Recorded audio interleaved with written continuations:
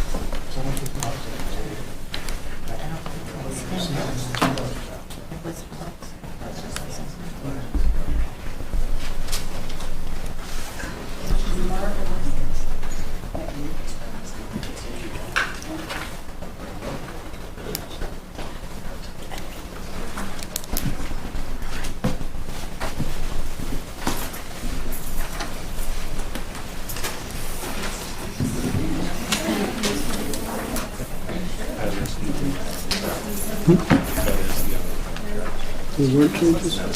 Good. That's good to know. Well, this is the real.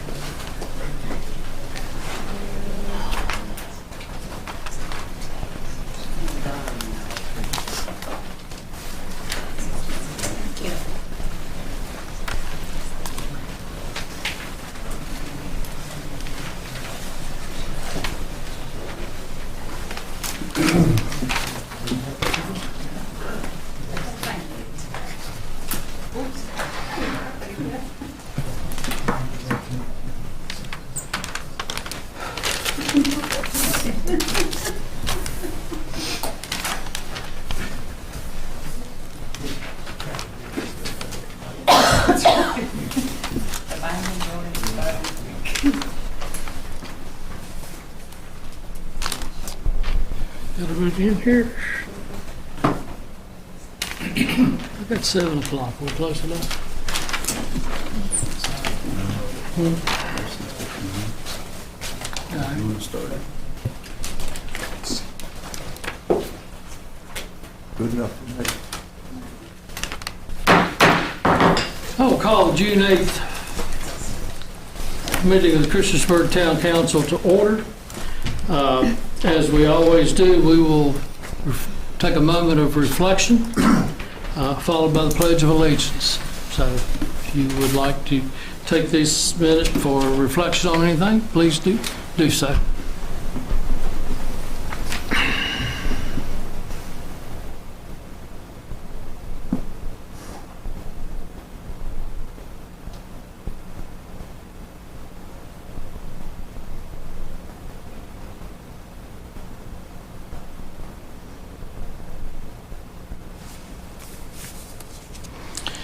Thank you. If you'll join me for the Pledge of Allegiance, I'm going to ask Councilwoman Joanna Hicks if she would lead this for us. I pledge allegiance to the flag of the United States of America, and to the republic for which it stands, one nation, under God, indivisible, with liberty and justice for all. Thank you. You may be seated. Are there any adjustments to the agenda? I do, sir. I have an adjustment under the item for discussion and action by mayor and council, item number 8, resolution letter C.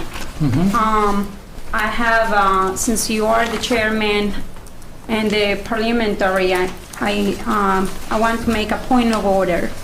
I would like to have, under this resolution, I would like to have any witness that can come forward and speak about this item during either the resolution, if you allow us to, or will it have to be under the public comments, but I want them to have that time.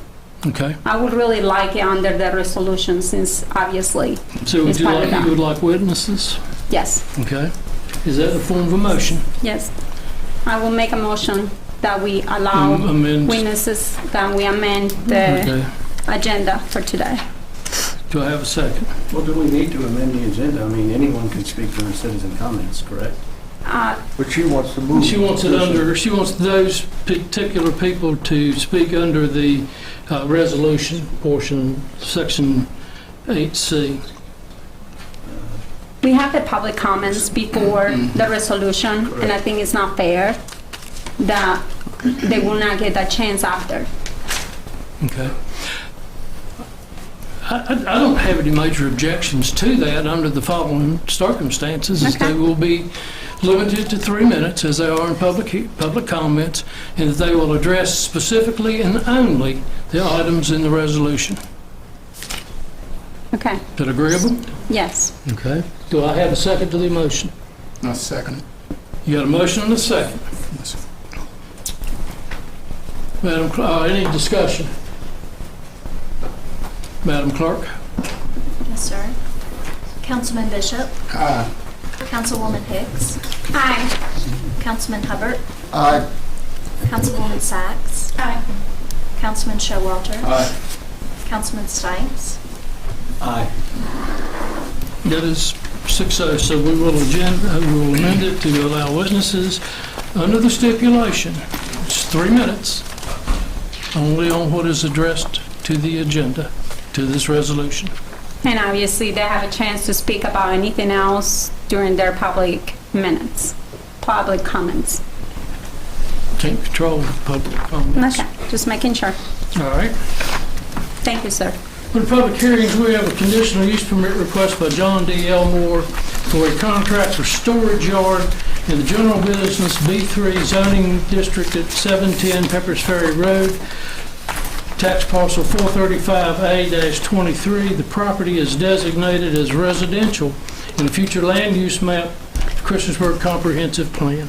Is there anyone here to address this item? Hearing none, I will close that portion of the public hearing.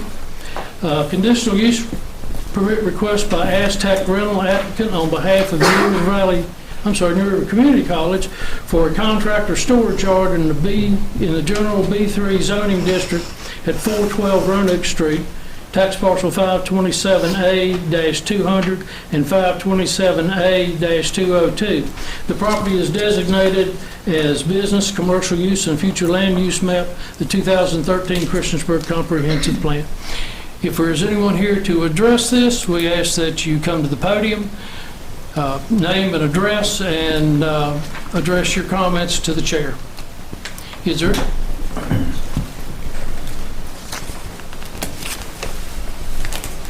Hi, thanks so much for allowing comments tonight. My name is Nancy Beach. I own property at 105 Hagan Street and was away when Planning Commission met. So I didn't have an opportunity to speak then, so I'm very happy to be able to do that tonight. I did review the video for that and was very appreciative of what I heard in those comments. I thought that what Cody Brown had to say and what Mr. Brown had to say was very respectful and sounds like they would be very good neighbors. I think any of us who own homes or residential property probably don't really look forward to having businesses pop up right in our homes, in our neighborhoods. And yet I think that Aztec would probably be as good a business neighbor as you can have from what I heard. However, there were things that were said that I just wanted to be able to ask about as we look at the conditional use permits, and ask whether town council would just take those under consideration when they make decisions about that conditional use permit. One is that they talked about, Mr. Brown, perhaps Cody, talked about reconfiguring where they would put large equipment. And it sounds like they were moving the large equipment to where it would exit on Roanoke Street and not onto Hagan Street. So I'm really hoping that that will happen and that possibly that could go into the CUP.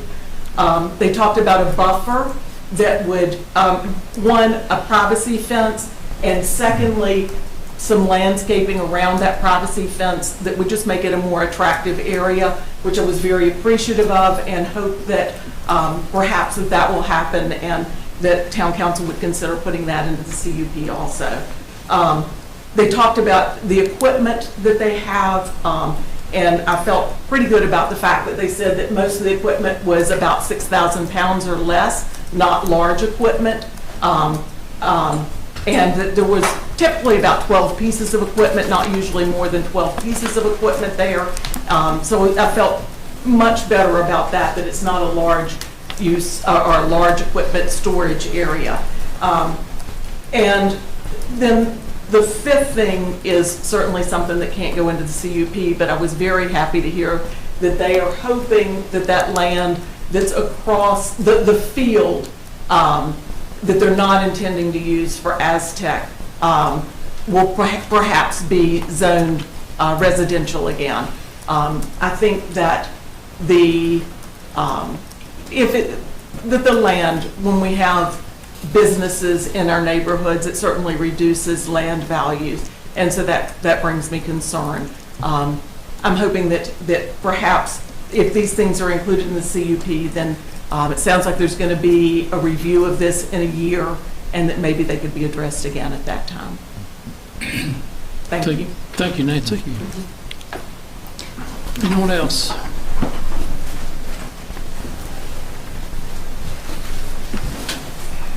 Bill Brown, Salem, Virginia, Aztec Rental, and we are trying to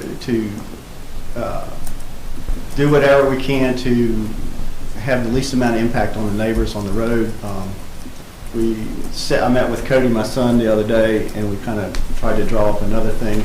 We originally had decided to store it's contractor, but it's light contractor homeowner. Actually, we probably rent more to homeowners than we do contractors. So when it's a contractor storage yard, it's almost a misnomer because it's really a heavy homeowner kind of stuff. But anyhow, we thought that to even keep people off Hagan Street even more, if we moved our equipment storage to the parking lot down on the bottom left, and put a privacy fence around there, set it back far enough so we can have shrubbery and greenery facing onto Roanoke Street.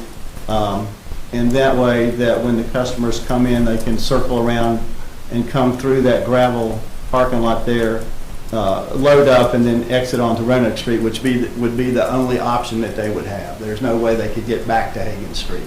It would be really difficult. They'd have to really want to get back there. For all our lighter equipment and for mostly all of our party items and stuff, they would come around, they would swing to the right and load up at the back of the building and then probably exit on Hagan Street. But they could go either way, whichever way they wanted to. I would imagine they'd probably go that way. But as I've mentioned several times before, we really don't have a large number of customers, especially at one time. Fridays, we're fairly busy, but the rest of the week, if we have, 2 an hour, it's probably a busy day. but we are trying to accommodate whichever way, would fit the community better and try to aesthetically look nice and pleasing and accomplish our move here. We're excited to have this much land for our business, and the property behind, which actually goes up a big steep bank and then goes up a bank further down Hagan Street. We really don't foresee ever needing that property as part of the business at all, and we're probably going to, come back eventually and see if we can zone it residential and then probably sell it off. But that's our plans. I didn't know if you had any other questions or any comments or thoughts about, Yes, sir. So you are going to put some kind of landscaping as a buffer zone between the two areas, is that right? I really, what she said, I couldn't understand completely whether you say you're going to do that or you definitely say you are definitely going to do that. Okay. There is a natural buffer at the very top that you can't see. It's a bank and then it's wooded. And then there's a buffer to the left or where you can see all the trees now. We don't have any future plans right now to cut any of that down. Okay. And according to what we talked with Andrew, if we do, then we would put up a barrier wall there and greenery also. But if we put it in the front where we're talking about now, where that yellow half square is there, we would definitely put a 6-foot-high fence. We're trying to look at one that's aesthetically pleasing instead of just a fence, and then set it back from the road far enough where we could plant some trees and bushes and something to make it pleasant as you're driving down Roanoke Street. You're not looking over and seeing the equipment. So you do plan on putting the trees in and stuff like that? Yes, sir. Okay, Yes. Thank you. Yeah, Sir. I think they mentioned 6 foot tall up to 12 foot tall or something in that range. Good, thank you. Sir, you may not be here for the next discussion when we talk about this probably in 2 weeks. He's probably, I don't know if he's going to pass today or not, but I know that I have seen some of the paperwork and stuff like that, and it was mentioned by someone from your company, I don't remember who it was, but that you guys have plans of building a property, a house most likely behind that lot, but it hasn't been rezoned. There is no, there is nothing in, so just so the owners know, until that's rezoned and that is actually, on the books, it's not necessarily really going to be a realistic thing. But do you think that's really going to happen, that you're going to come over here and build a home? And, well, I don't know that we will particularly build homes, but we would most likely sell the property to a contractor to build homes. In part of our,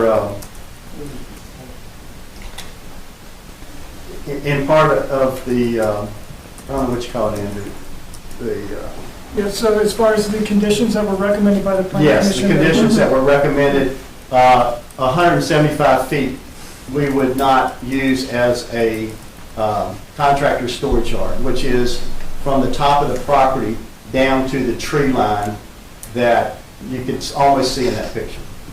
Another thing is, I didn't see a condition as far as the weight and the size of equipment that you will be able to have in there.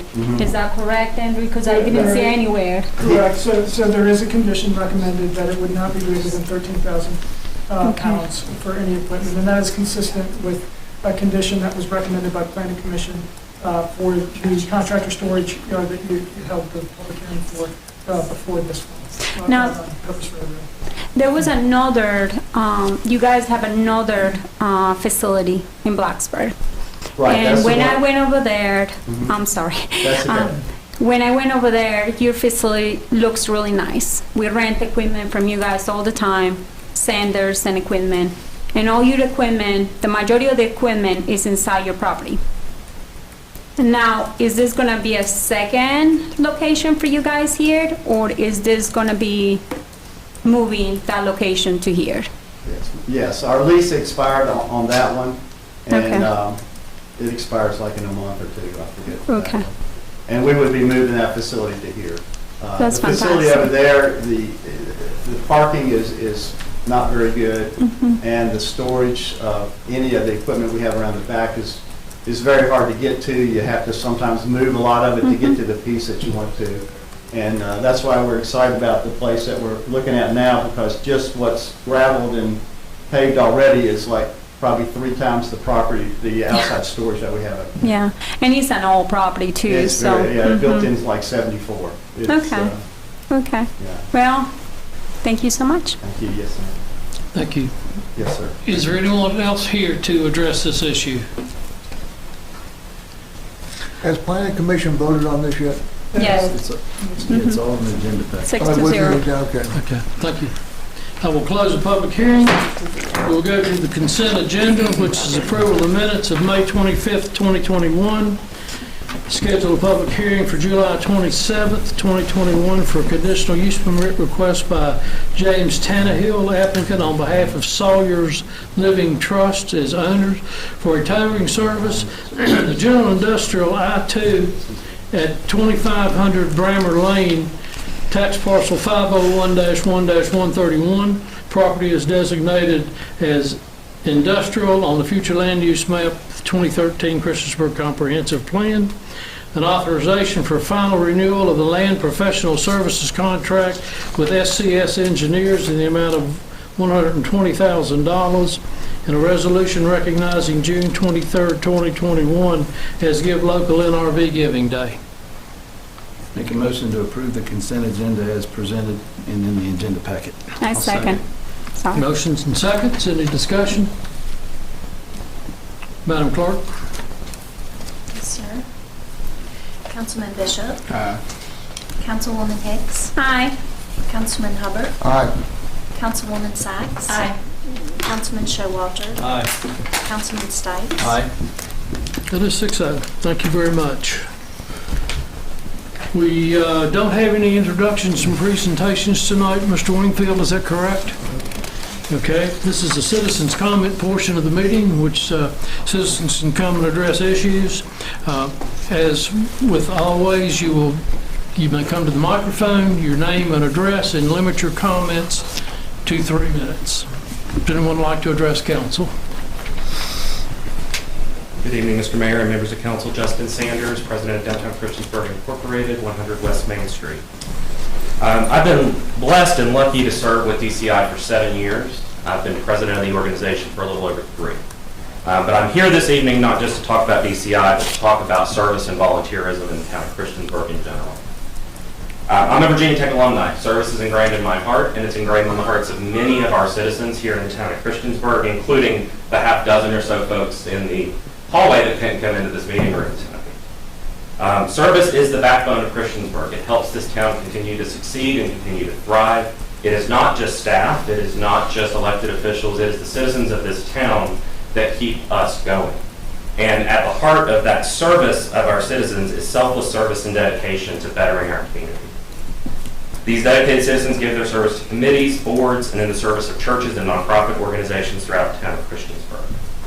And I can speak for DCI that desire to serve has led to over 800 hours of service to the downtown pocket park, support for our downtown businesses during COVID, including writing COVID relief grants with business owners. We're providing relief packages for our businesses, working with the Chamber of Commerce, NRV Homegrown, and Downtown Blacksburg Incorporated on initiatives to help our businesses survive COVID.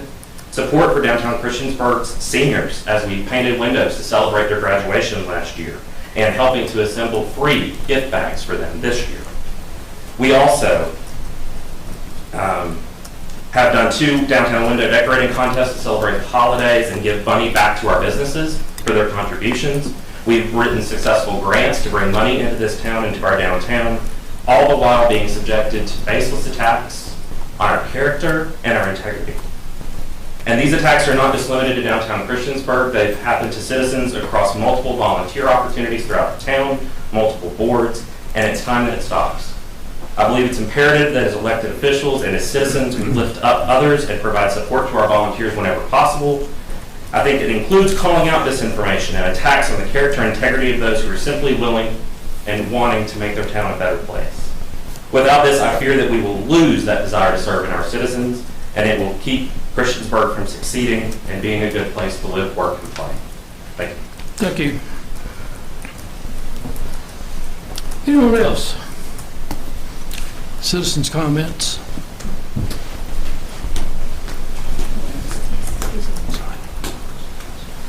Christine Waltz, 1370 Ricky Street, Christiansburg, Virginia. I'm going to come here today because basically I'm unhappy with how childish some of the people on this council have behaved. I am Joanna Hicks's friend, so I'm going to tell you I'm not objective, but I have heard people repeatedly call another council member a blatant liar, and then people are surprised that she's not civil. That's not right.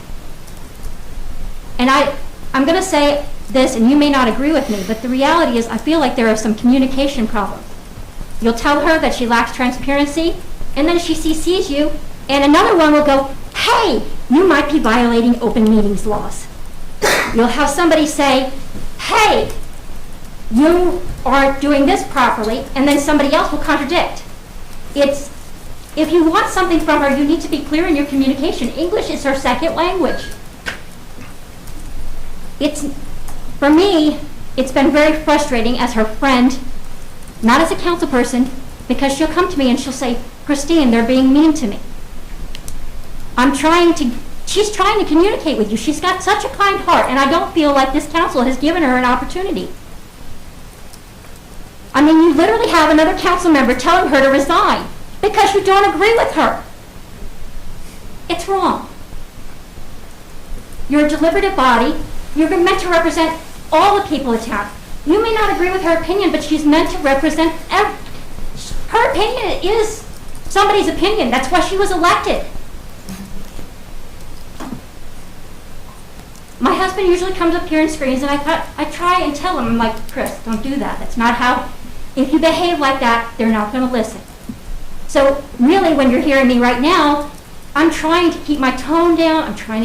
But I'm very frustrated myself, and I'm not even a part of council.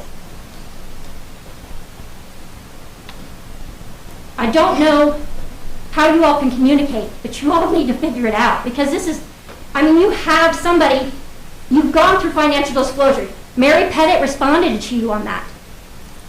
And I spoke to Reese Miller, and I will speak during her thing, because I spoke to Reese Miller at the State Campaign Finance Office, and she states that one of the inaccuracies was a result of Reese Miller telling her to close her accounts early, because she was unaware that you all passed an ordinance 11 years ago. That's a communication issue.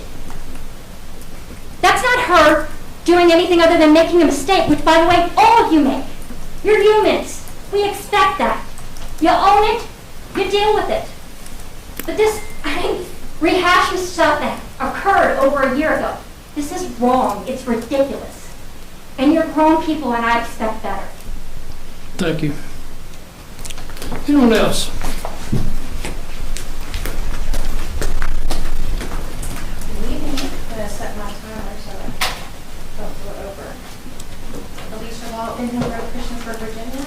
I met Johanna on her campaign for town council, and I took an interest in local government after she was elected, so I've had a front row seat to see everything that's happened since the day she was elected. I've watched time after time, baseless attack after false allegation and accusations have been made against Johanna in an effort to get her out of office. And each time she's been falsely accused and this was investigated, it comes to find out that she's done nothing wrong. So I am wondering why this is being brought up again. I've heard some of you chastise Johanna for not doing her homework, but did you do yours?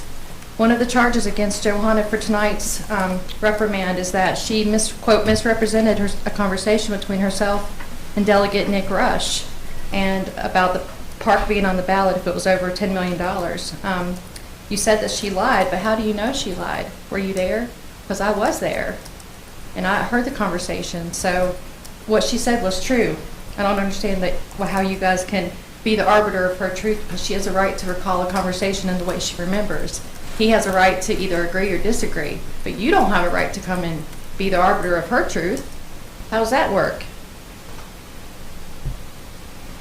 Why not ask, like Christine was saying, why not ask clarifying questions first? Because I've watched many times that you all have misunderstood or misinterpreted what Johanna was saying, and instead of asking for a clarifying question, you've just kind of like jumped to conclusions, and it's turned out to be, wrong or not what she'd said at all.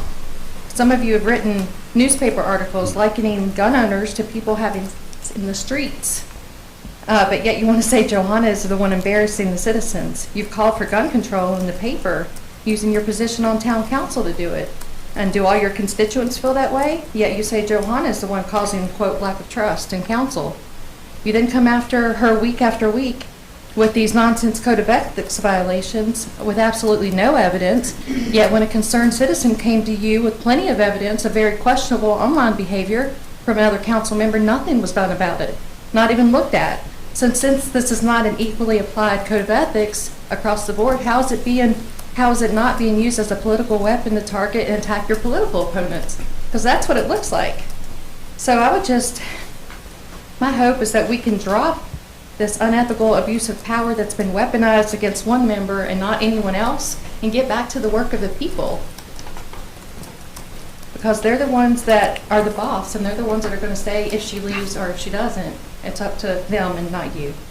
Thank you. Thank you. Anyone else?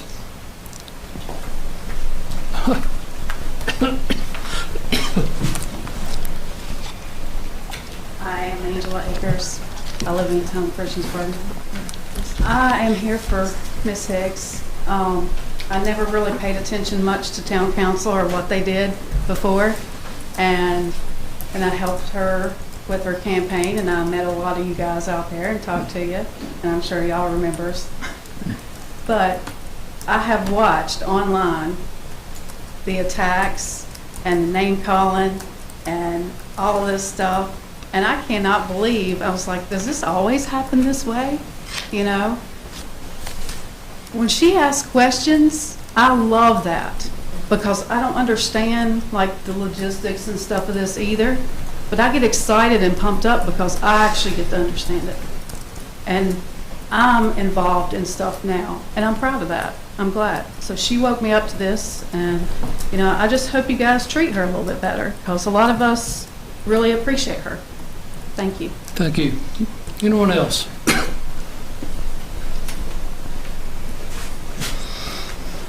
Hi, my name is, my name is William Griffith. I live in 715 Church Street. And again, I'm here for Joanna Hicks. It's absurd. This is a disgrace to town council, a disgrace to the town of Christiansburg. The way you guys are acting, the way you guys are treating a member of your town council is horrible. You guys look bad. You're putting Christiansburg in a bad state of mind. You're putting Christiansburg on the map in Virginia negatively. And it's not good. Citizens don't want a town council that is deliberately beating down on people. They don't want a town council that is deliberately saying that citizens are liars for coming up and announcing that they have concerns about the town and about how things are working in the town. They don't want a town council that is just hypocritical. It is just amazing how hypocritical and how absurd these processes are. These ethical reprimands don't have any weight except you trying to backhand or do slide deals behind. It's just absurd. Thank you. Anyone else? Like to?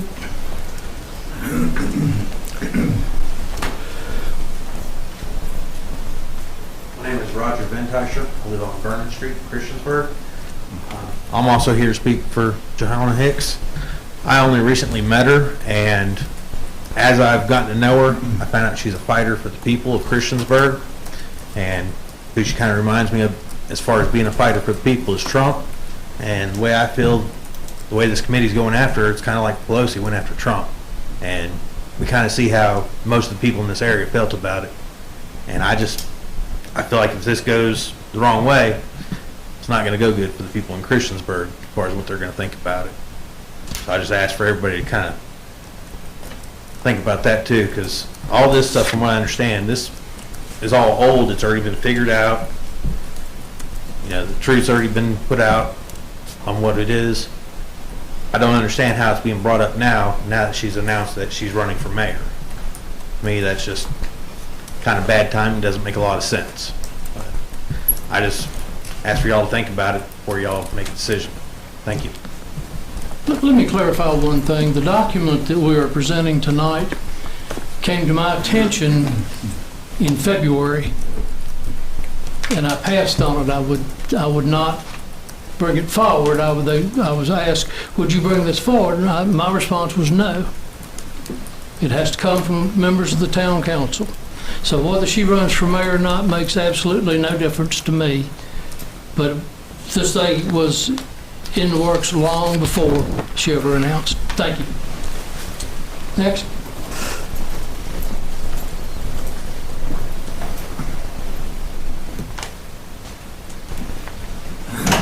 I wasn't sure whether or not I should speak now or wait till the meeting later, but my name is Charles Dustin Robbins, and I live at 1720 Old Farm Village Road, in apartment 22 here in Christiansburg. And while it's great that Ms. Hicks has gotten so many people involved in government, that is something I have been trying for the last 5 years to try to get people to do, as not only a private citizen, but as someone who works with many groups throughout the community here, to come to council, to come to other groups of government at the local, state, county, whatever level of government.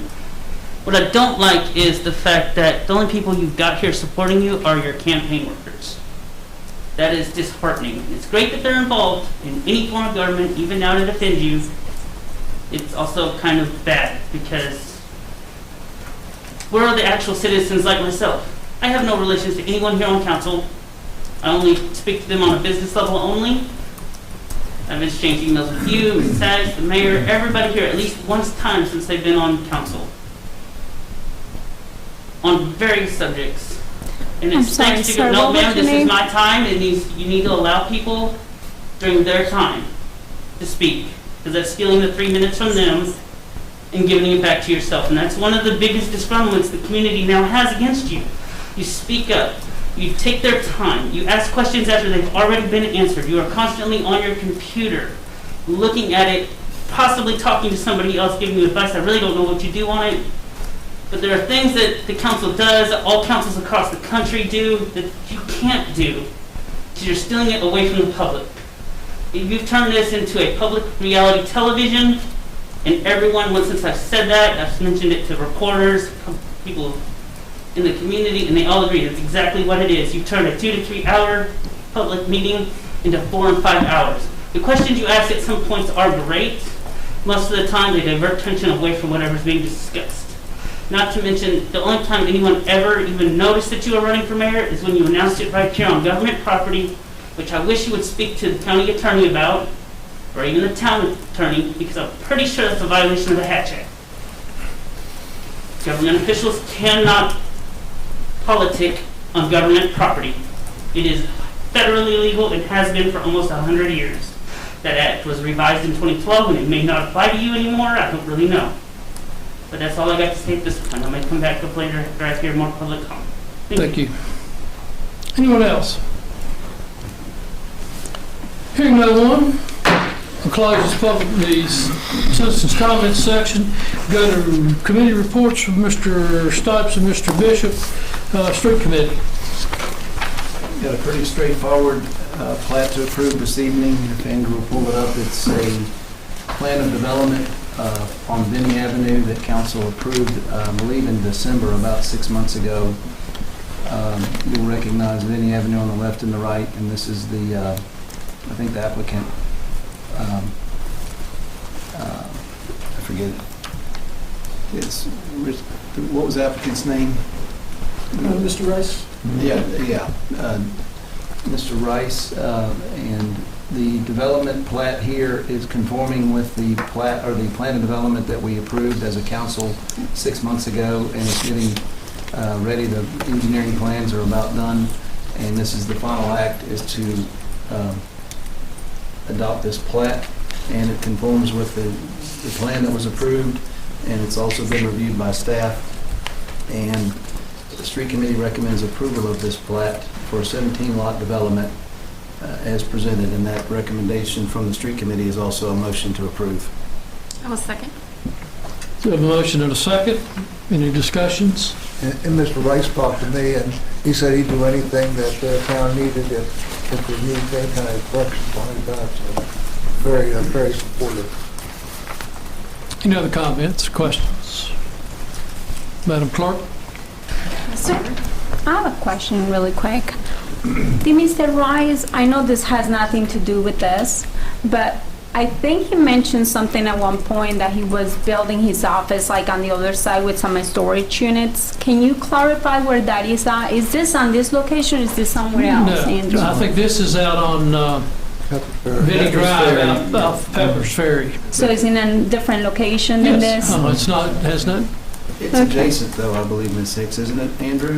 There are storage units that are being built by B&B. Correct, and it's on the bottom of the sheet, Ms. Hicks. It's on, well, it's not shown there, but on, to the bottom of the lots 1 through 9, on that side is the development that you're speaking of. Oh, okay. Storage units along Route 114, Pepper's Ferry Road. Thank you for the clarification. Thank you. Any other comments or questions? Madam Clerk? Yes, sir. Councilman Bishop. Aye. Councilwoman Hicks. Aye. Councilman Hubbard. Aye. Councilwoman Sacks. Aye. Councilman Showalter. Aye. Councilman Stites. Aye.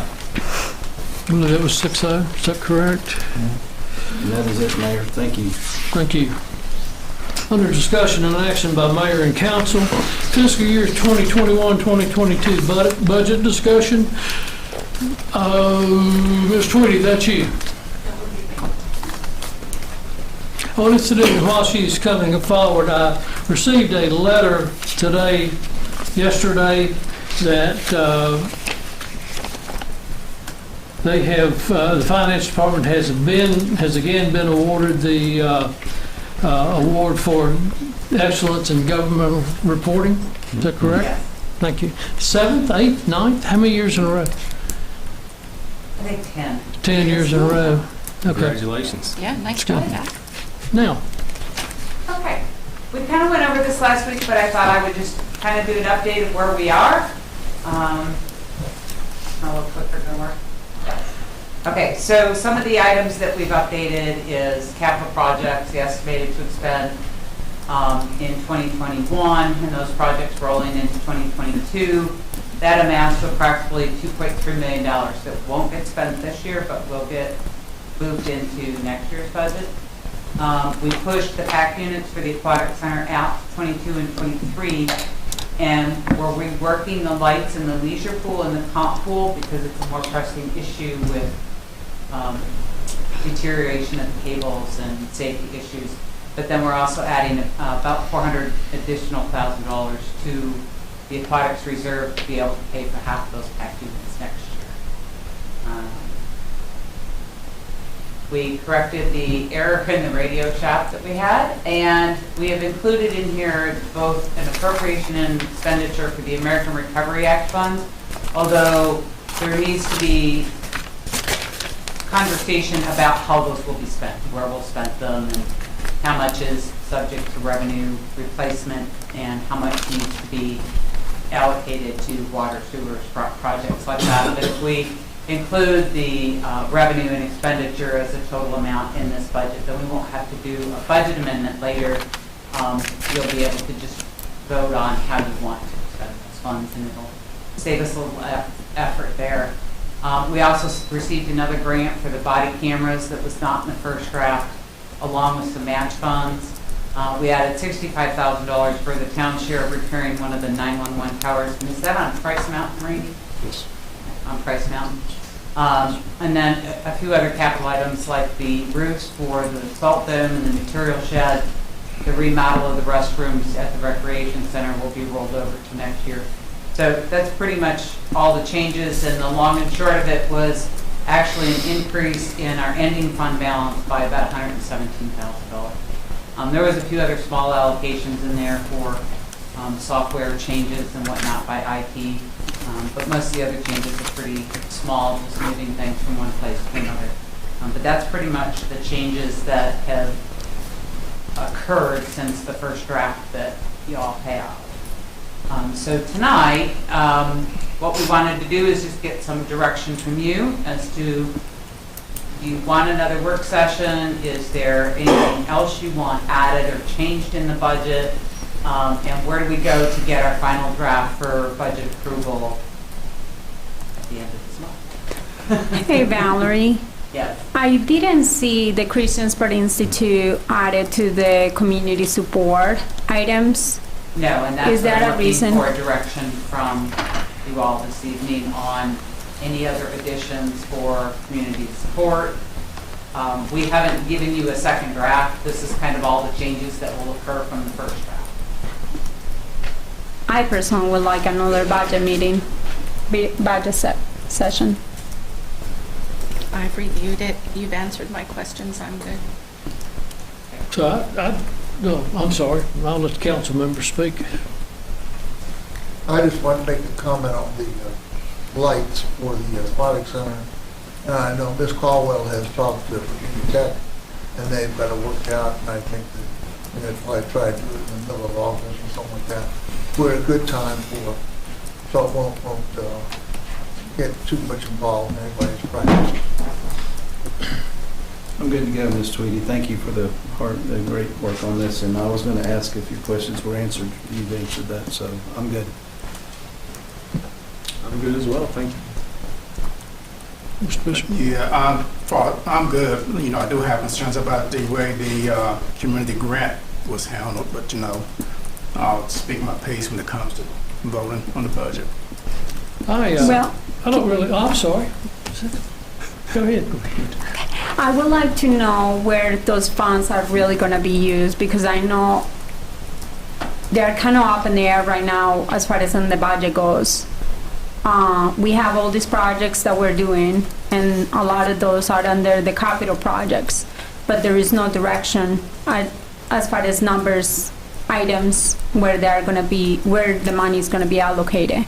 And so, like items 1, 2, 3, 4, 5, Where the American Recovery where the Act. American Recovery money is going to go to, and I would really like more clarification on that item, please. I think that will be just another discussion that we need to have. We're still not clear on the guidance of the crazy little formula that they came out with. It says this is what you could call revenue recovery and a revenue loss recovery, and therefore you can spend this money however you want.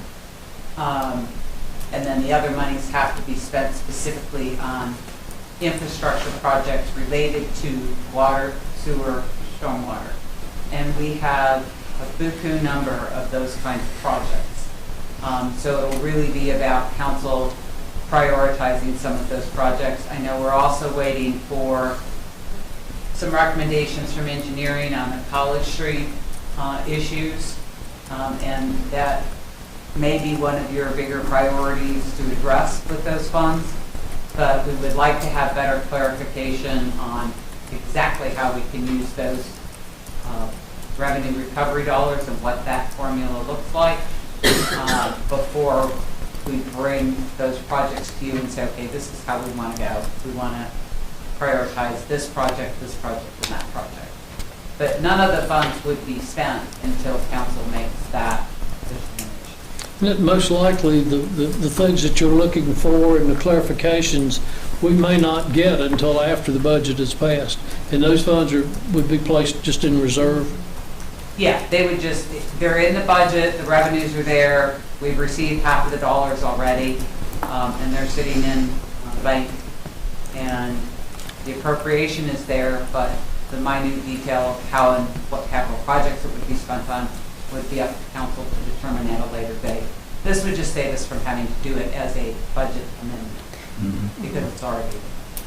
So if I hear you correctly, you're just waiting to see if you can recover some of the lost revenues from before. Is that what you're trying to do instead of using it for new projects? Because the reality is, what I have heard from this American Rescue Plan is that right now they are able to be used for new infrastructure as far as water, sewer, and stormwater projects.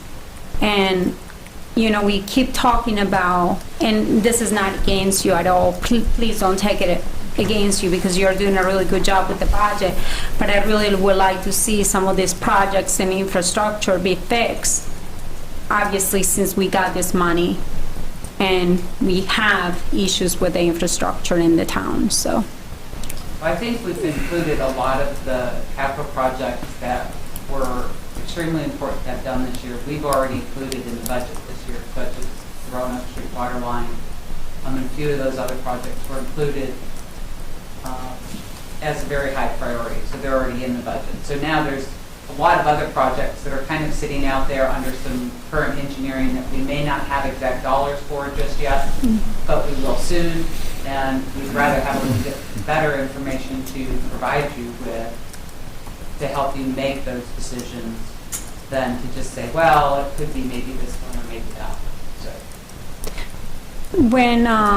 When you were talking about recovery loss from, I guess, what we had, are you also talking about where we had like almost a $9 million shortfall from last year? Is that? It's the drop in revenue for like our meals and lodging taxes that we had such a big drop in revenues. The way they're making you calculate what that revenue loss is, to the extent that we can say a portion of those funds are to replace lost revenue, we can then spend them pretty much on anything we want. They're not restricted in any way. So that means we could use them to fund current programs, we could fund any program, name it. Will that include the park? You could use the funds on, or you could use it for infrastructure such as streets.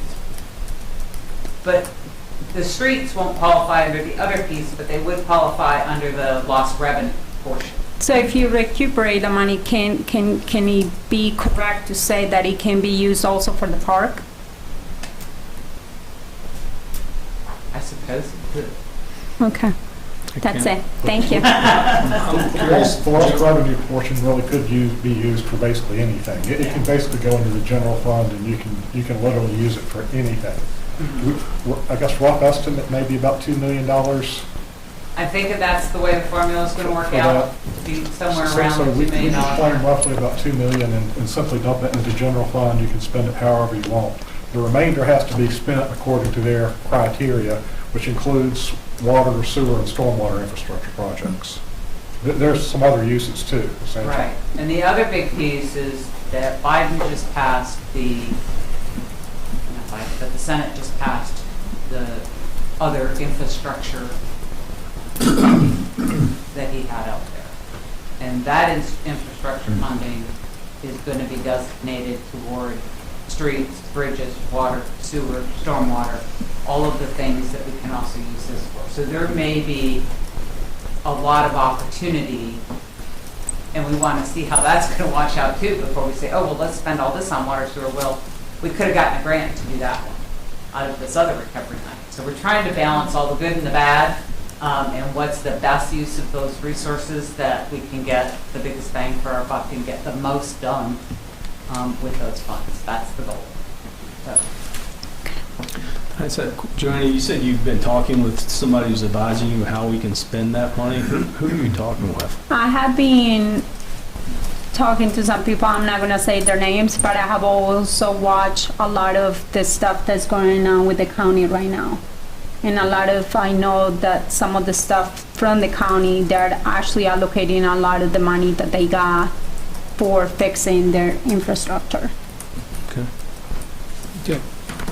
Mr. Wingfield, can you elaborate on that article that was in the paper concerning what President Biden is thinking about on the way of parks and recreation? President Biden has, I guess, announced that he's going to have, I guess, $1.8 billion, I think it was. That's sort of $2.8 billion available for parks projects nationally. I don't think criteria are out for that, but we could potentially qualify for some of that money for our park, Signature Park. Like 2.8 million for the town, or? 2.8 billion. Oh, billion. And that's nationally. Okay. I know, we need that money over here. Very good. Good million we could find. I don't know about billion. We can build a beach. So that's kind of where we are. Whether you wanted to add anything else, we just need some direction from you and what will go into that final draft, and we will hopefully get that discussion from you this evening, and we'll have a final draft out first of next week for your review and any corrections that need to be made before one second. Well, I would like to see the request from Christiansburg Institute be added. And I'm it's fine just with a- that. We have set a precedent for approving 2 others. I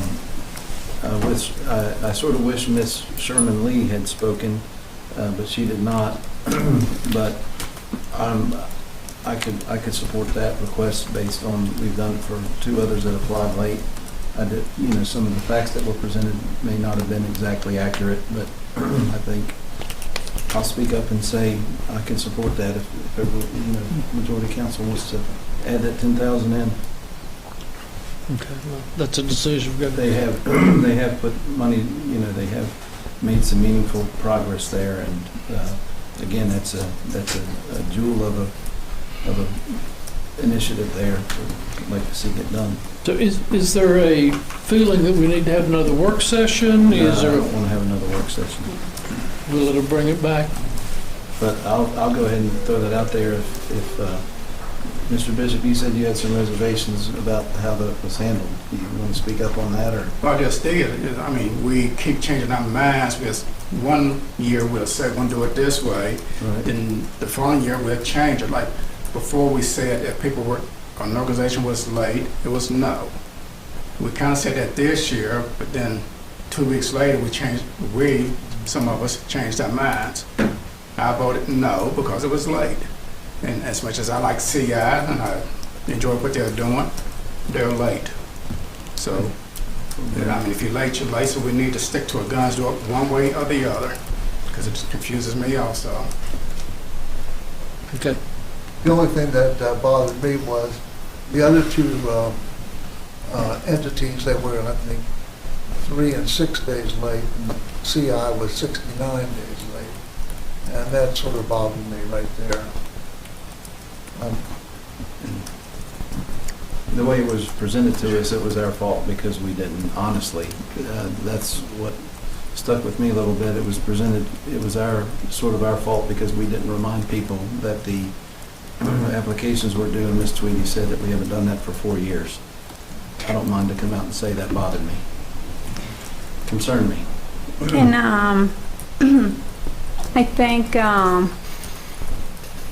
when you send notices to organizations like that, we can open ourselves for probably issues later on, just because how do you determine who's gonna get that money or not? Because the reality is there is a lot more nonprofit organizations in our communities.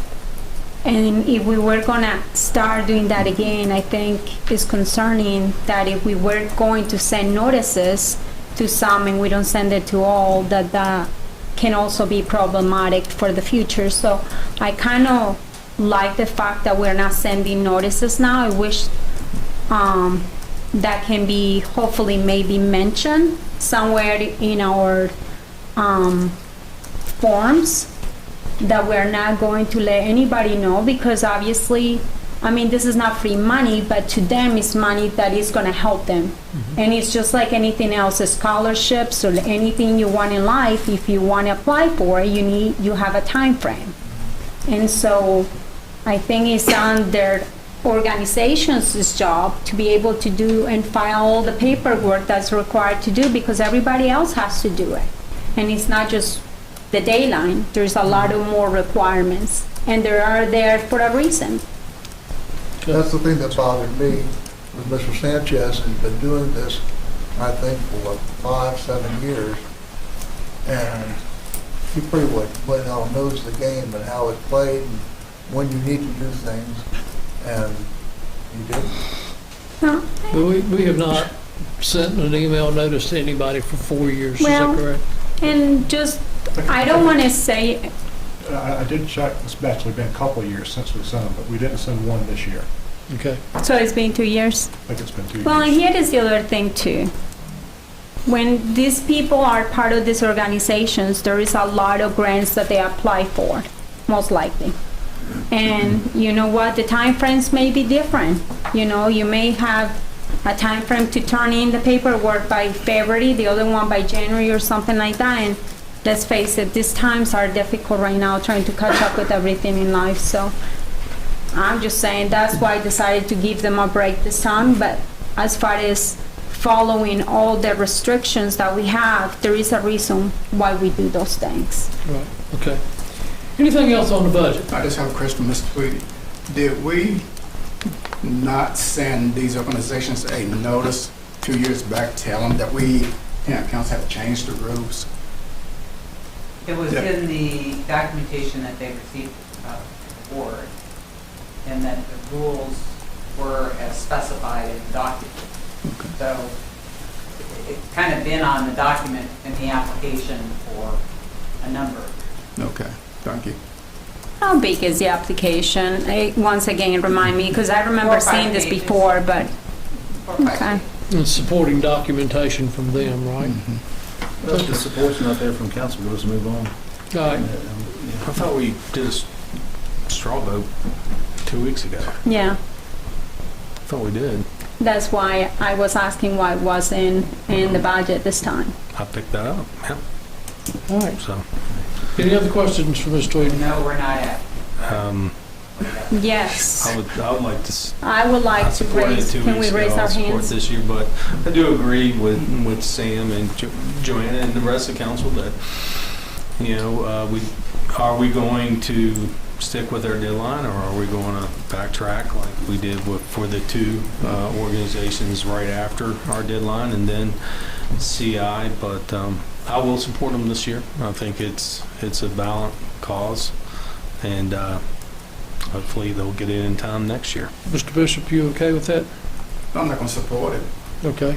because I voted no for the other two. So unfortunately, as much as I like CI, once again, if you're 1 day late versus 3 months late, late's late. Yep. Good to be Mr. consistent. Stokes, you all right? Yeah, I have to compliment Mr. Bishop for. You don't have to. Well, I am. You know, for standing where you think you should stand, and you probably were right to start with at the beginning. But I guess I'm gonna go with giving the money to CI. Ms. Sachs, you all right with it? Well, I also want to say I was taken back a little bit by Mr. Sanchez. I don't feel that blaming the town for a lack of a report is the best way to have gone. You need to be responsible. But I do support Christiansburg Institute. I think they're a very valuable partner in the community. So if I don't look at the delivery and I just look at the cause, I support that. So because I voted to allow 2 other people previously, and it's 2020, giving people a break, I vote to accept CI. Okay, so we're 5-1. Okay.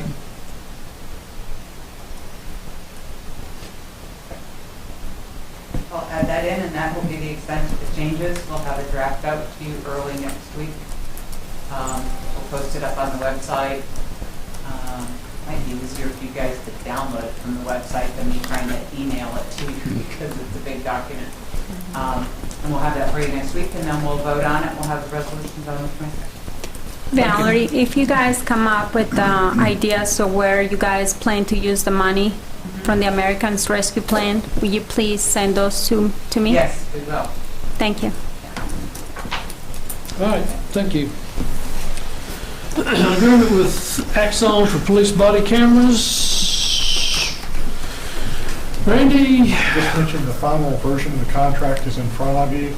The price quotes that were in the packet are still the price quotes, and of course the equipment that was presented is still the same equipment.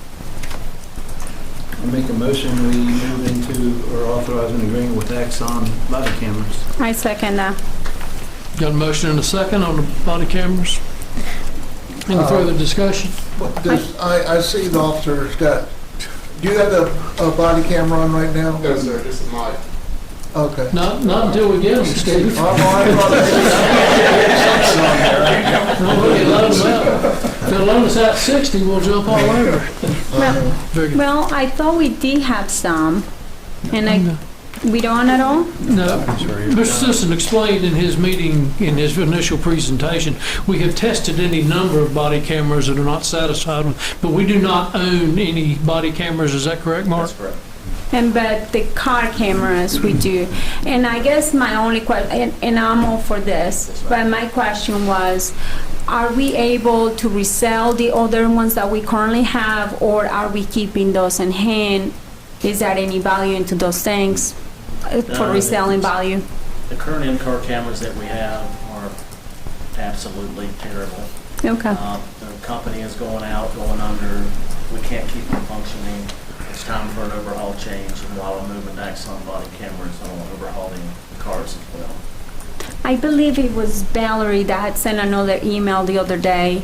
Was that additional money that we had gotten as a grant, Randy, or was that the same one that you had spoken the other day? Is that task force money?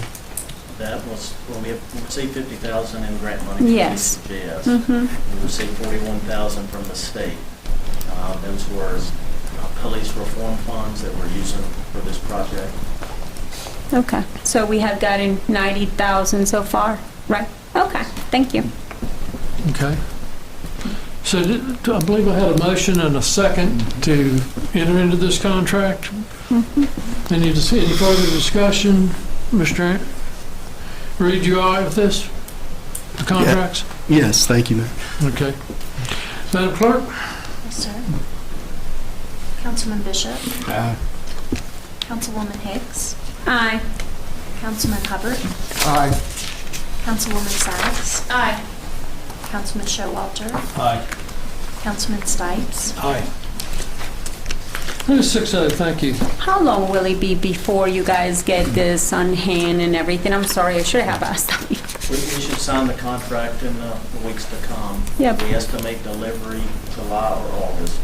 They are definitely backed up, so we hope to get those in here and installed and in every car and a body camera on every officer by the fall. Awesome, thank you. Next on the agenda is a resolution to reprimand regarding Councilwoman Hicks. This is items placed by Councilman Hubbard and Councilwoman Sacks. You have a resolution in front of you. Ms. Hicks, you've asked for witnesses. Yes, but I also have some questions, some things I wanted to mention. Give me 1 second. Okay. I'd like to limit these discussions as much as we can to 5 minutes per Well, council member. I don't know how we can do that, but I'll try. No, I can.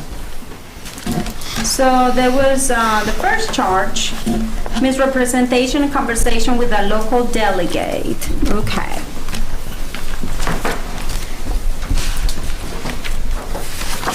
I recall the conversation, but it happened in February 6, 2020. So that's been over a year and a half ago. And then his reply also to that conversation said something like, I'm sorry, 1 second.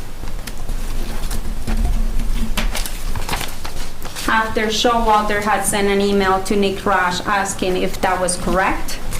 And his reply was, I don't recall any conversation with any council member specific to a project funding issues and apologize for what appears to be misunderstanding.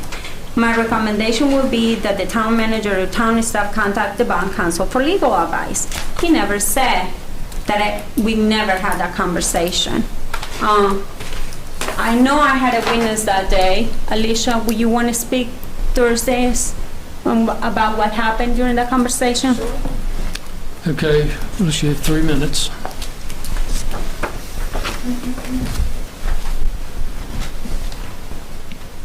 we going to ask any questions, or?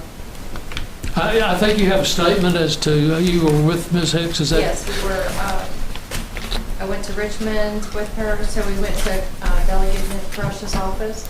It was very welcoming, it was very nice, we had a nice conversation. I didn't listen a whole lot because a lot of things in government are so boring to me. But I remember Councilwoman Hicks talking about the ballot, being on the ballot over $10 million.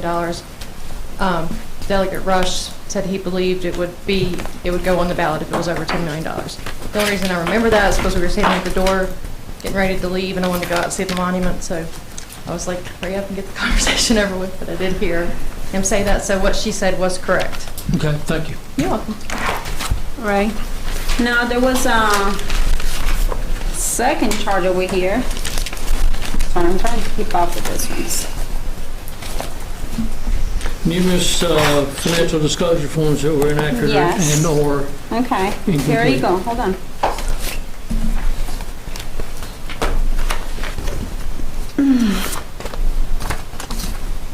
Had all these COA forms, including the ones from Planning Commission, which they did have the properties from Christiansburg. The other one is okay. The other ones that I had, that I turned in, right here in the paperwork, it says list the names of the towns that you're supposed to have the properties in. Do not list any address, street addresses. So we filled that out, my husband and I. We also have other copies of those properties in there. As you can very well see, they're here, they're there. And then, obviously, when I talked to Richmond about this and everything, they said, well, it's interesting because you can amend those at any time, and obviously there was no, you probably made a mistake, but it was unintended. The way you fix these forms, or actually the way they're supposed to be written, because they are supposed to write, we have a lot of properties, and so it's a little bit complicated when you're trying to fill out these properties, and everybody has to understand that was the first time for me to ever fill out any one of these forms. I had asked request help from the county registrar's office. They told me they couldn't help me. They gave me a couple numbers that I contacted. One didn't work, and the other one sent me to another department that will not answer my questions. They told me I could ask someone from the town. I was at Craig's office, Craig Haymaker's office one day. I brought this same form, and Randy was there, Michael Barber was there, and I was telling you guys, I have all these properties. What do I do over here? Do I just do what they are, residential? Do I write down the addresses? It tells me right here, do not write the addresses. And I recall you two saying something like, oh, you said something like, I don't have properties, I don't have that many properties or whatever, so I really don't know, or whatever, but that sounds good. And I think you said, oh, okay, I don't know, but that looks good. Then, well, that's no problem, because obviously there was a Jennifer Martin lady that sent fake accounts that were sent to, with all this information, COIA forms and everything, and obviously some of the forms were missing because some of those forms seemed like they never got to Marie Petit's office, which is the county's office. And she replied, and she said, based on the facts as presented, I'm not convinced that there has been a criminal violation of the statute. It means that I'm not also convinced that I can prove Mrs. Hicks intentionally made a false statement. About the campaign finance violations, Marissa, this sounds like such an attack. I guess you're mad that I didn't buy t-shirts from your company, but this came back again as a violation thing. Well, the reality is when I filed the campaign things online, they told me, just like Chris or Mrs. Walsh was saying, that if you are under a population of under 25,000 people, you are obviously not supposed to do this. But what it came to my attention just the other day after I was looking at some emails that her husband has sent. Some of you guys actually didn't follow our resolution you guys had voted on like 10 years ago. And remember, I was never in politics before. I was doing as I was asked, and so I did everything. I closed my account 2 weeks before my election campaign was done and over with. And I did put the funds in there. Every money that was given to me, I reported it. I closed the account how they told me to put it in. I put the $157 that my t-shirts costed. There was not a bill with it because at the time I had not had it in my hand. But I was asked to close the account, and the account showed that in there. So there was no violation there. And Christine had talked to Risa from Richmond. Can you please say what you found out, please? Hi, I spoke to Reese Miller, and I'm going to give you her phone number. It's 1-800-552-9745. And she states that the error that Joanna Hicks made regarding closing her account early was done at her direction. Okay, thank you. Okay, here is another one. I've sent Mary that a member of DCI engaged in financial malfeasance regarding public monies. This is actually pretty sickening that somebody will make that accusation against me, saying that I accuse somebody for saying something, when I never said it. You guys put words in my mouth, and Marissa Sachs, you did it all the way. I sent an email back. This is the email that started all this conversation. Back on March 3rd, 2020, over a year ago. I sent a link, what was on the Southwest Times, about overspending, say, to exceed over $300,000 in Pulaski. Council calls for a belt tightening, possible staff reduction, blah, blah, blah, blah. Well, this was not an email, and I had never been in politics before. I sent this email to my fellow council members. I never sent this to Mr. Sanders. I was asking the other people because I'm the steward of a lot of money here for the town. And my job is to make sure that this money gets to use in the best appropriate way that it can be used. And for me, when I saw that, and I saw some people leaving from the town of Pulaski, I sent that link and I said, Justin Sanders just resigned from his job with Pulaski County. I'm very concerned with the money problems with Pulaski, not Christiansburg, not DCI, Pulaski. He's also held DCI and concerned of the spending of the money with DCI, and I'm being linked to this, and probably him being linked to this problems. Please read the front page of the newspapers on money problems going on in Pulaski. I never said he took any money. He has never, I guess right now, I know that probably it was just misappropriation of money in the town, but I never accused him. I never sent him this email. I was talking to my constituents, and they should have said, Johanna, you know what, I think, you know what, we looked into this, there is nothing, he hasn't done anything, and I will be happy with that. Why? Because I really care for these nonprofit organizations. I donate my paychecks almost every month to nonprofit organizations in the town. Why? Because the money that I make here, I didn't do this for the money. I care for the citizens of the town, and that's why I donated. And I really care I want to make sure that our town does well and is financially, able to pay their bills. Very good. Mr. Saunders, do you care to address that? I'm sorry? Mr. Sanders, do you care to address that?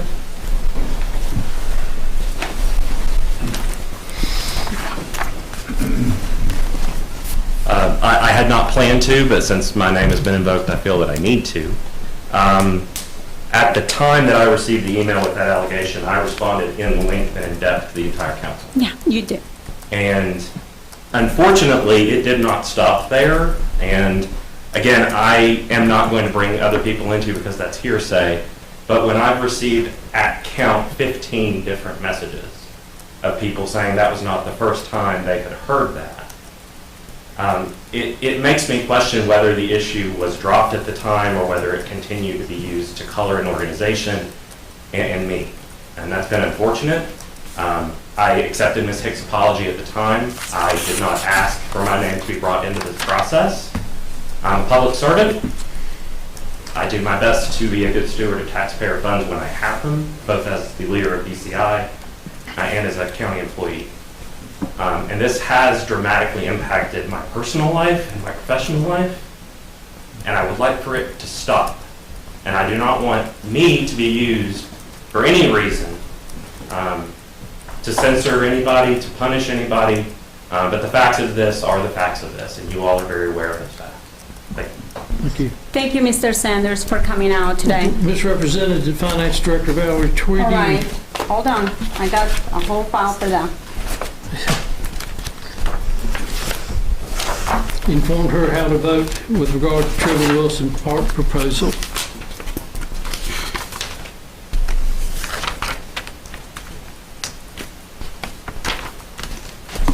There was an email that happened back in November the 9th, 2020. And I asked Valerie, can you promise me we're not going to have to increase real estate taxes, water, other fees for the citizens or business owners in the next 10 years due to this park? And she said, no, I cannot. There was a lengthy conversation online about the park, and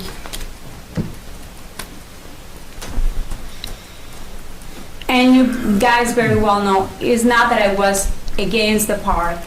I was just trying to find out how to pay for the park. I am concerned, I was concerned about building the park during the pandemic. I'm still concerned about how we're gonna figure out how to pay for the park. And, you know, all this money that we're getting from grants and things like that, I'm excited to hear about that, and I hope we can get even billions for that. Unfortunately, when there was a screenshot that Showalter had sent, I believe it was Showalter's email that had sent, he only had a cutout of the conversation, never the rest of the conversation. And it literally looked like this. Well, there was not the rest of the conversation anywhere. I FOIA'd the conversation. Melissa Demme replied to me days later, and she said, Johanna, I cannot find it. I looked for it, I couldn't find it. Somebody posted this screenshot online, on there somewhere, I don't remember. This happened 7 months ago, 8 months ago, 9 months ago.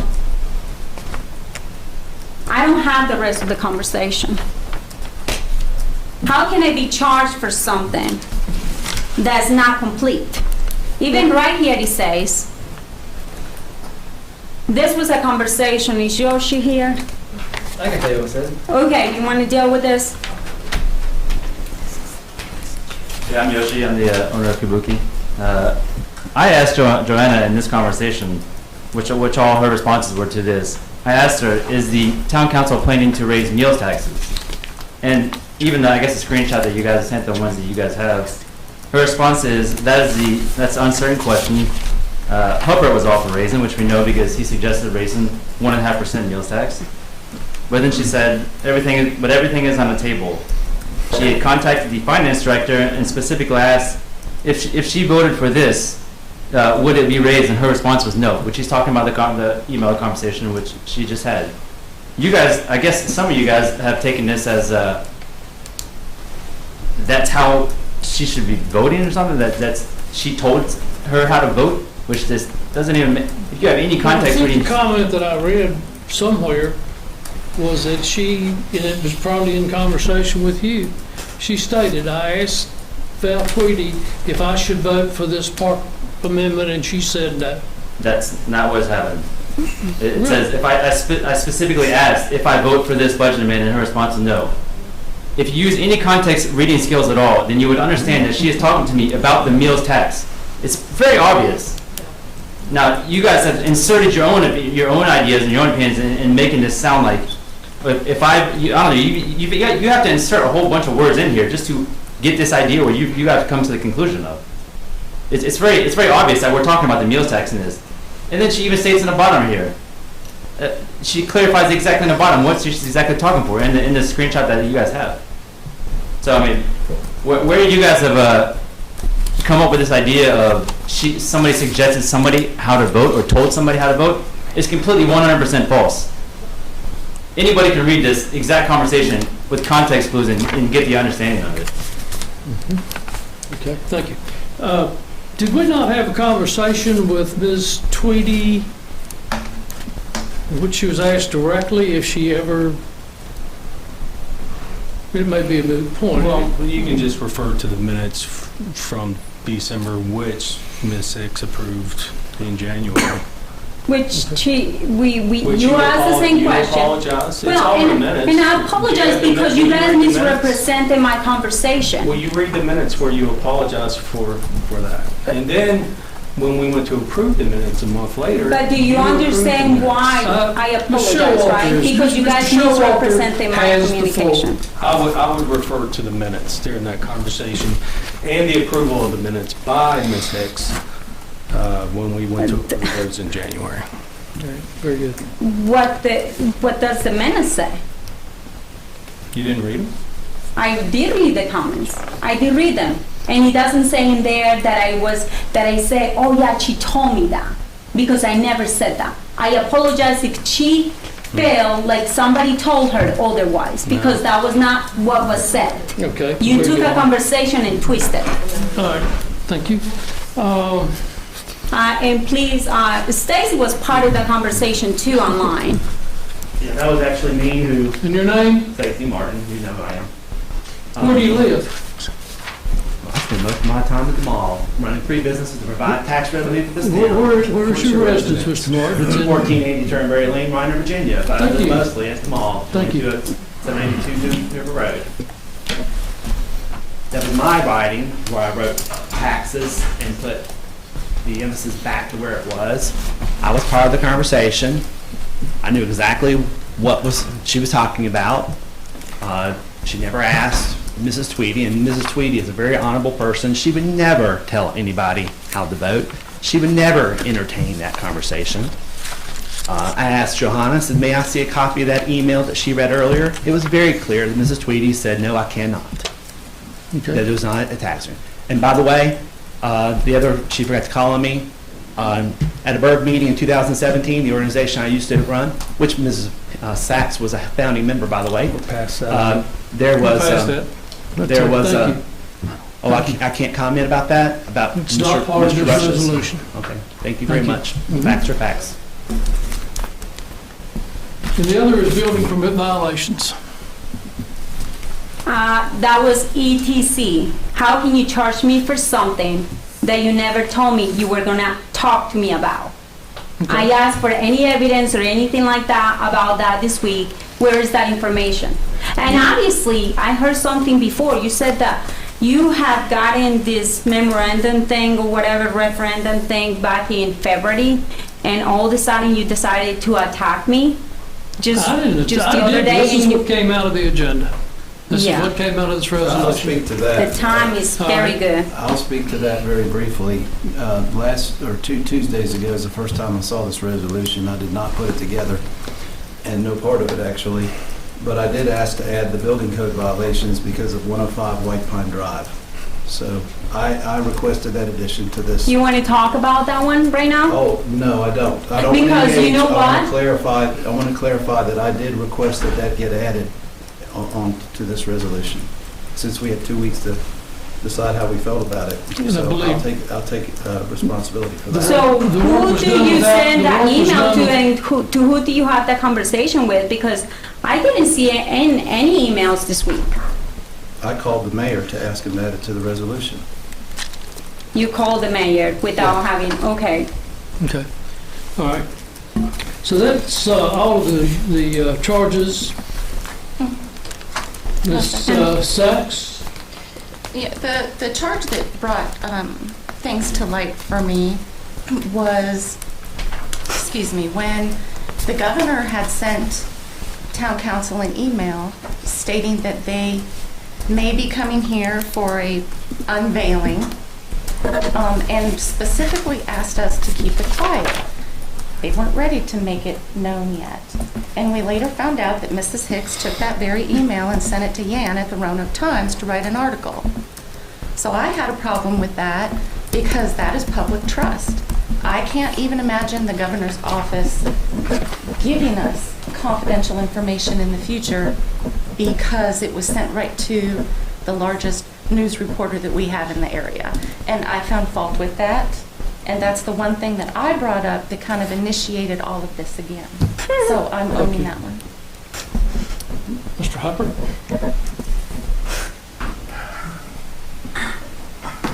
Well, I have several comments just that are not in the They're not in the resolution, Steve.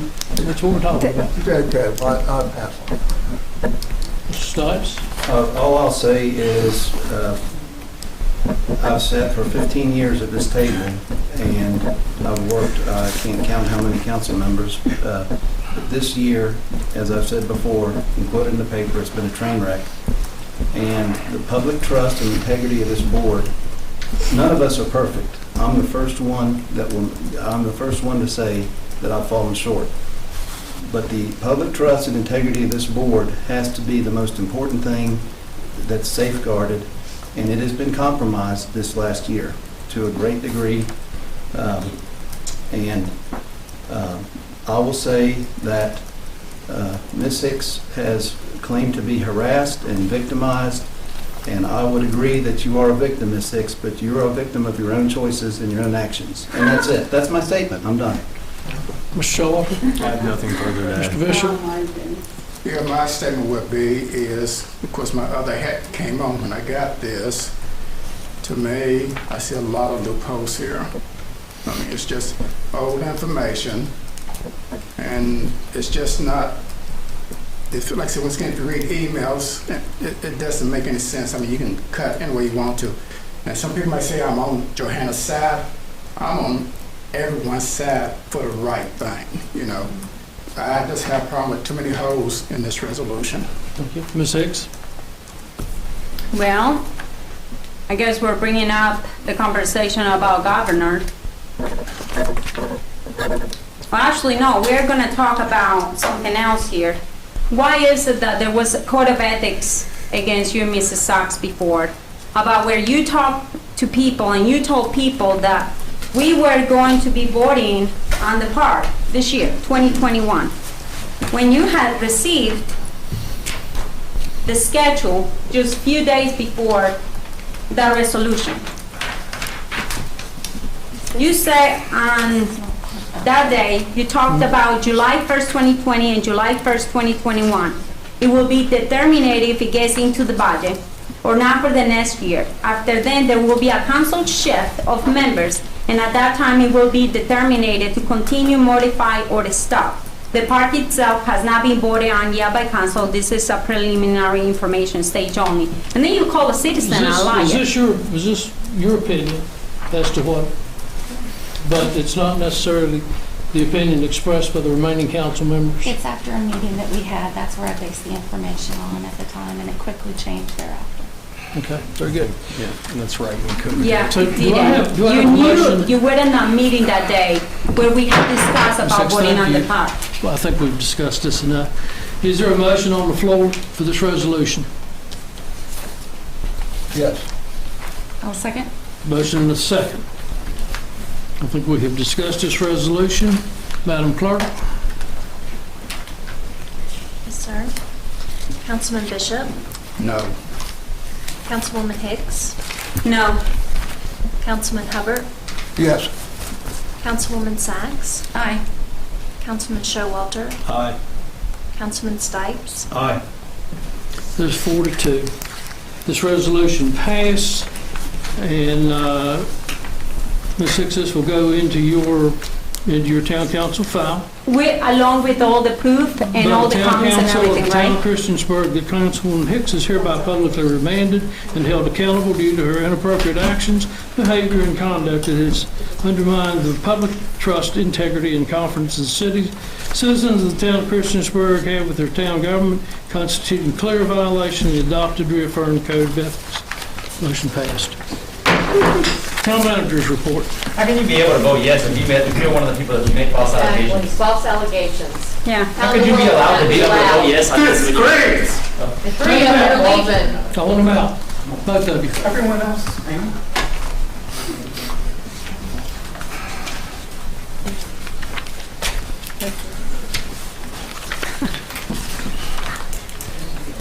Town manager's report.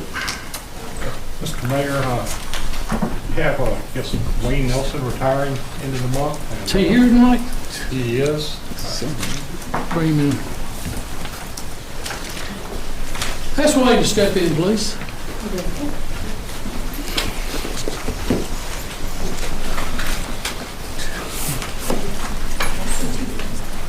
I want to recognize Wayne's service with the town. He's been with the town for 25 years, so he'll be retiring into the month. And I just let you know, I don't think you can find a more dedicated, loyal person than Wayne. I don't know if you, like I say, I don't think we have a more dedicated employee than Wayne, dedicated to town. Just Can't say enough good things. You look at the impact he's had, and it's really all over town in projects. Like I say, really all over town. He's had an impact. And we have a couple of things I'd like to present to him.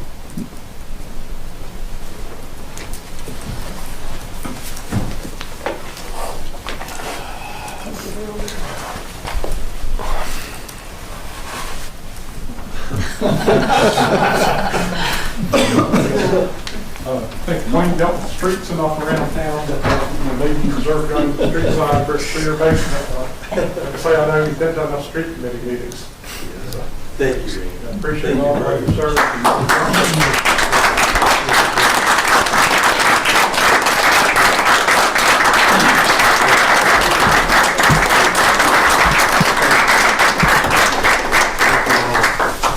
Wayne, on behalf of the town council, members of the Christiansburg Town Council Department, presented to Wayne Nelson, Director of Engineering, upon your retirement, June 30th, 2021. Thank you for your service and a job well done.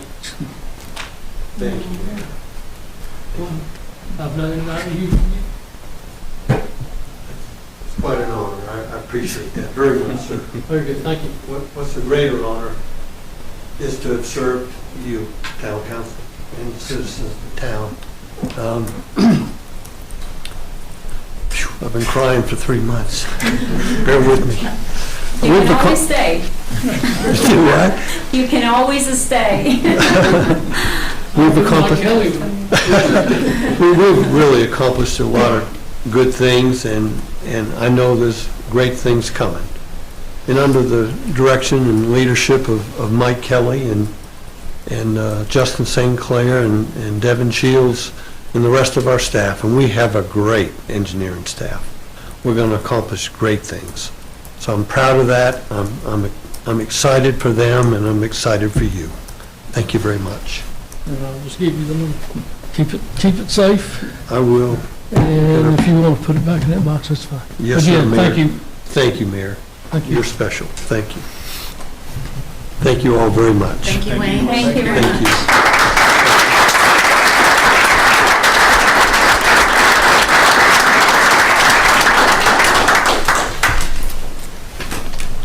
Okay, so. Anything else? That's all I have. Town attorney, I have nothing to report, Mayor. Thank any you. other staff? Council reports? Mr. Stubbs? I have no report, Mayor. No report.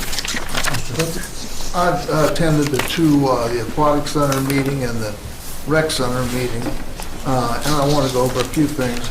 The Aquatic Center gave 181 swim lessons in April, and they've been doing some after-hours parties, and they've been very successful.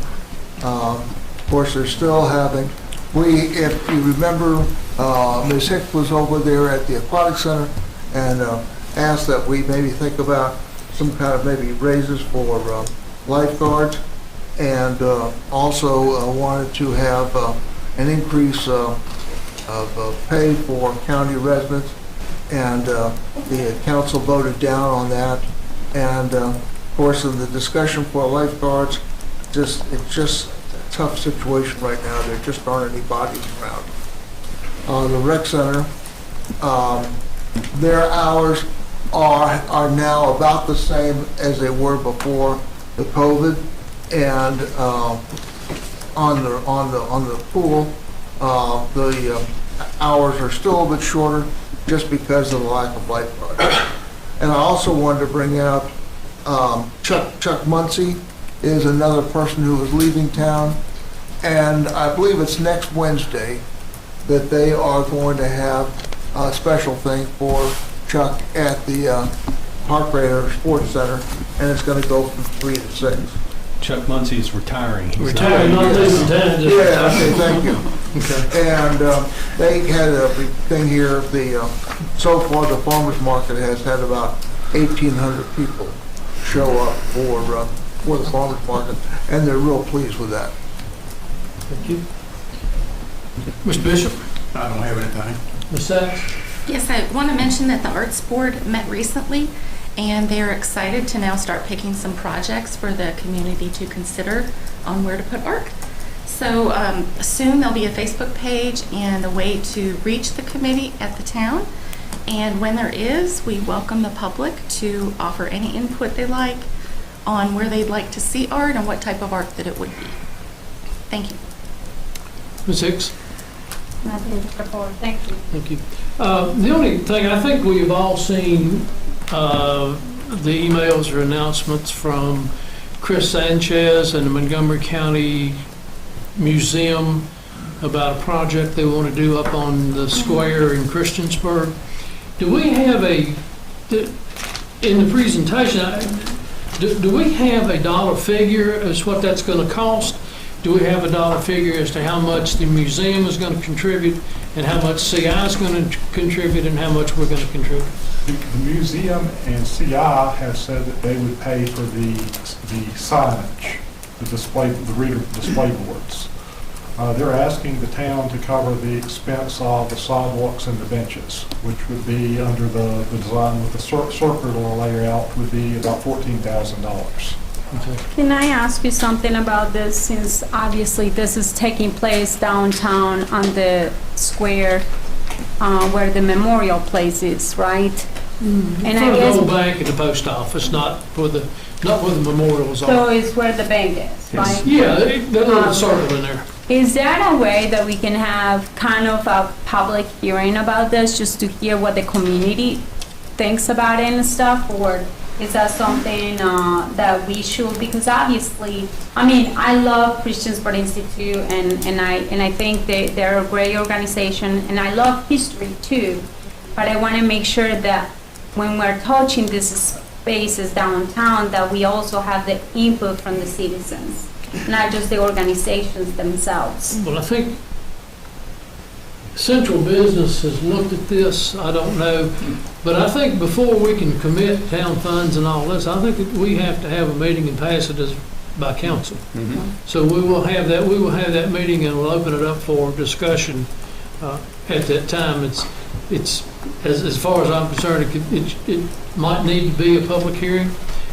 I've forwarded on to the Central Business.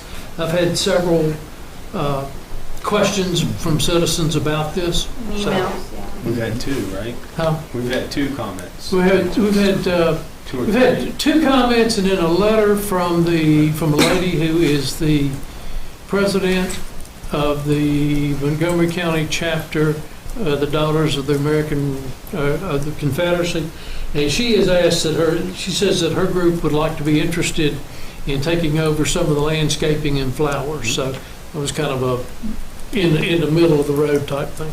So that's all I've got about it. I would think that there should be a very firm commitment from the museum and CI as to what they're going to do and how much they're going to put into it and how much the overall project will cost us. Mayor, can I address? Certainly, yeah. Central Business Park, we did receive a presentation of what they plan on doing, but we as a central business have not given our okay or blessing. Okay. We told them they should meet with the art board and all this and come back to present to council. Okay. And just make sure they have everything Cost figures and all. when they come back to council. Okay. As far as the central business, they have not been given the okay by us by any means. Okay. One additional item, there is a potential for an art display on that quadrant also, and that's not included in the $14,000 figure. We'd have to know what the art display is to be able to price it. I guess I have a question about why. I haven't seen a lot, but I have seen the pictures of what the thing is going to look like, and I think it's awesome. But I guess my question too, and maybe it's to Christiansburg Institute when they come, why is it not at the Christiansburg Institute side when we want traffic directed to that side? Like, I know that there's history about Christiansburg Institute members all through our community, and that's fabulous to follow, but right now I feel like it's so important for us to drive attention to the Scattergood location, because that's the only building we got left. And I feel like,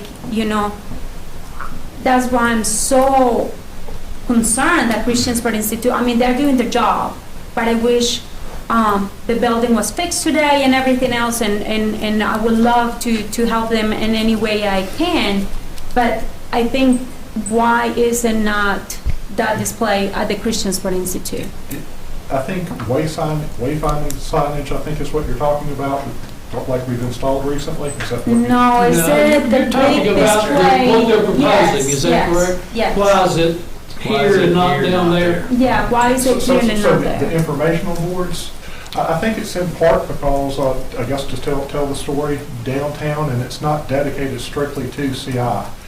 There's panels for education, there is a panel for CI, and let's see, I think there's a panel, what are the other subjects, social life in the black community. So basically, there are 3 panels for African-American community in Montgomery County.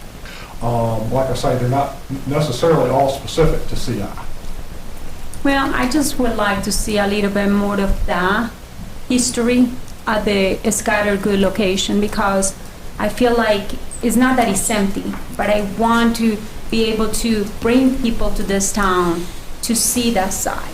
And I think the more people that we get in that location, the more money possibly can come through donations and things like that. Maybe having a drop box out there where people can drop off a check when they come to visit. And I know that I'm not part of Christiansburg Institute, but I'm just, when this came out and these people were concerned, these other people that send letters to us saying, why is it next to the memorial thing? Or I think that's what they said. And then the other one said something about it's too busy downtown in that location. But to me, it's not just about being busy. It's more of, let's bring attention to this scattered good location. And that's just my comment. But like I say, I think it's probably just the pedestrian access downtown, the fact that there is more pedestrian traffic downtown, and we're likely to see reader panels. And like I say, the fact that they're kind of covering different subjects, not really just CI. There's a panel in regards to slavery and auctions on the square. There's a panel for like education in the black community, and there's a panel for social life in the black community. Has Chris reached out to you yet, or anyone, to give a presentation to town council? No, they haven't. Right now, I kind of still consider it at the central business committee level. So Once we kind of work through all the details with central business, I do plan on bringing it back to council discussion. I would like to say too that at first, I thought it was more a CI project, but after we received more than one presentation, it's definitely joint. So the museum and CI are equal partners in this as far as the history and what happened. And something that did come out in one of our meetings is it was right there on Town Square where slaves were sold. So they felt that that was very historical, not to, bring positivity to something so negative, but they wanted our history to be shared. So that's why it was important to be down in the Four Square. Okay, very good. All right, any other business to come before council? We are adjourned.